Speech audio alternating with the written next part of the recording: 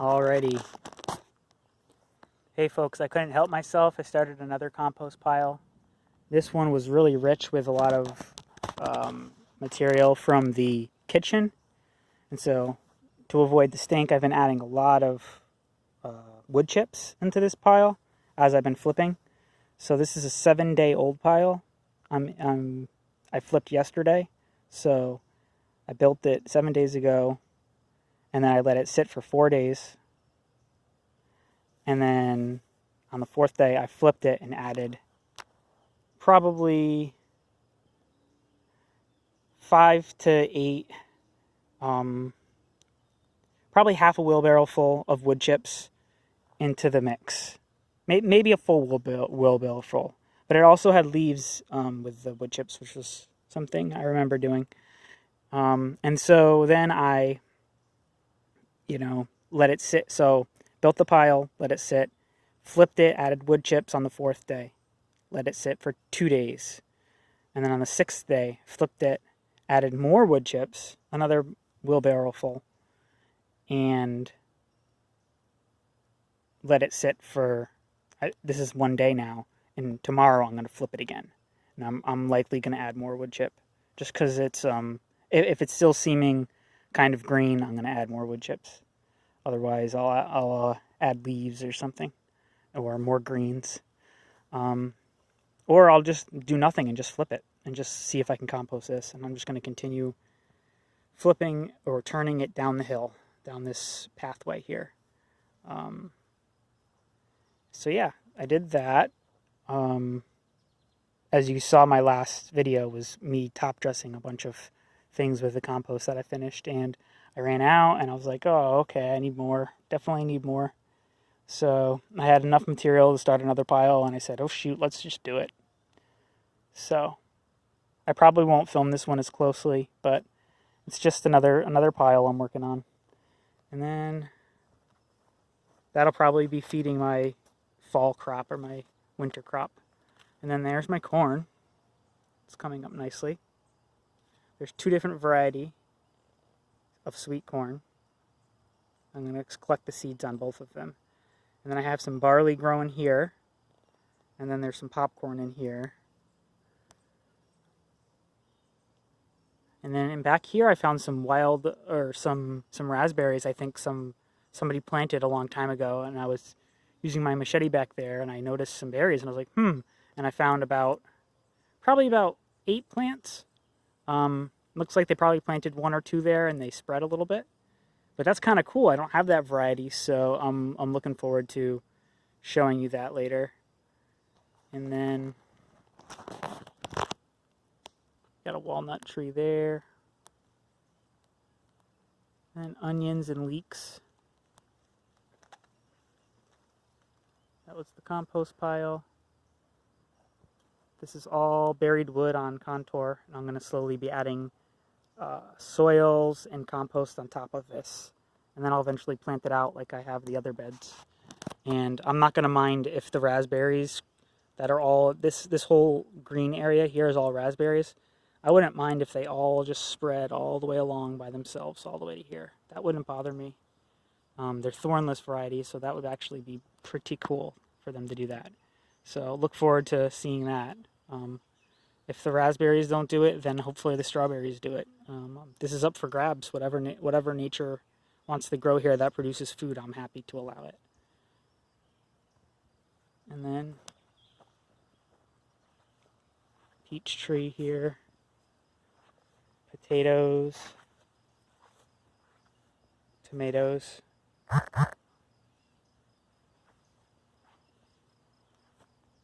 Peas and tomatoes and potatoes. Sunflower. All of that's peas.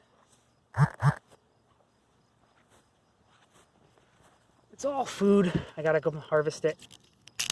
Probably should be doing that right now instead of talking to you. But I figured I'd clue you in on what I've been working on. Food. And then the rest of the gardens are over here in various states. More peas, more potatoes. kale that I have to split up on a really rainy day, I will do that. I think this is my only zucchini plant this year. Or it's a pumpkin, but I hope it's a zucchini. Because it's grown really well. This is the trial that I'm doing of biochar. I did biochar and compost. And it was really good soil anyways. So, I mean, this soil's been probably the best part of the soil of my whole property. So, looking really good there. That's my best specimen. I think I do have some others. Look at these slugs. These will eat your plants up. They will eat any plant. They're nasty, nasty, nasty creatures. They're gluttons. They don't stop eating. They eat and they eat and they swell. And they multiply. Anyways. Garlic. It's getting there. It's almost ready to be harvested. Let's see. 1, 2, 3, 4, 5. So it's got 6 leaves. But this leaf right here is ready to go. It's not really doing much photosynthesizing anymore. Let me move my camera closer so you can see what I'm talking about. See, that's not really doing much of anything anymore. So this leaf is dying back. And once I get to 5, I really should be picking this. That means that there's 5 living, because there's 5 blades, that means that there's 5 living layers around this garlic. And that's when we want to pick it so that we can preserve the garlic and it'll last longer on the shelf. Some of these I might let shrivel up back to 4 blades just to see the difference between 5 and 4. Especially the difference in the sizes. Like this one, 1, 2, 3, 4, 5, 6. Still has 6 blades. 6 healthy blades. So most of these are still not ready. They need to have at least 5 blades before you pick them. And a lot of these still have 6 and 7 blades. So, all right.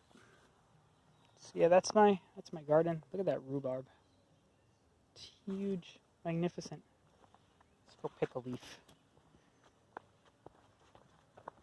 Show you how to do that.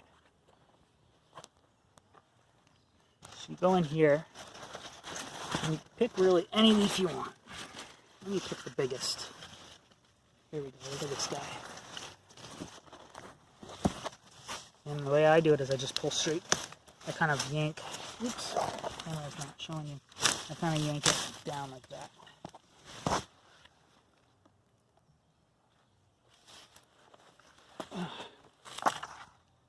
That's a big leaf. Just for reference, here's my car keys and house keys. Right? And then, let's see if I can hold my camera with my chin. Oops. I dropped ya. We're just gonna do it one-handed.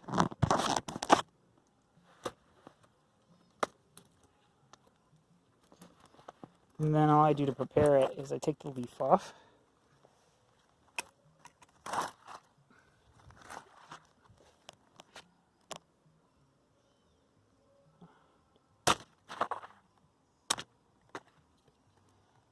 Then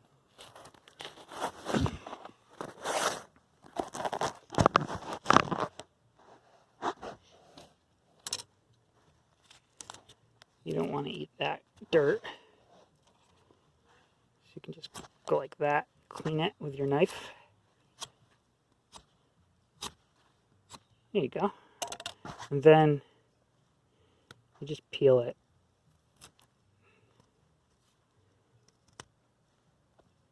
And it's super watery, especially after a rain. We got a rain last night. There we go. You got to get a piece off and then you can peel it. I'm not so good at peeling it yet, but I'll learn. There it goes. I usually use my knife, to be honest with you. I usually go like this.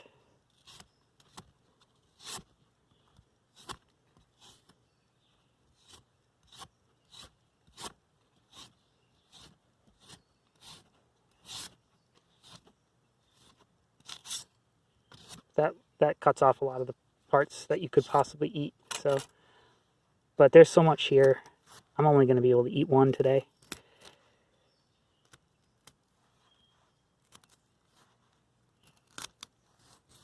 See, you could eat this part. It's just not appetizing because it's almost like eating bark.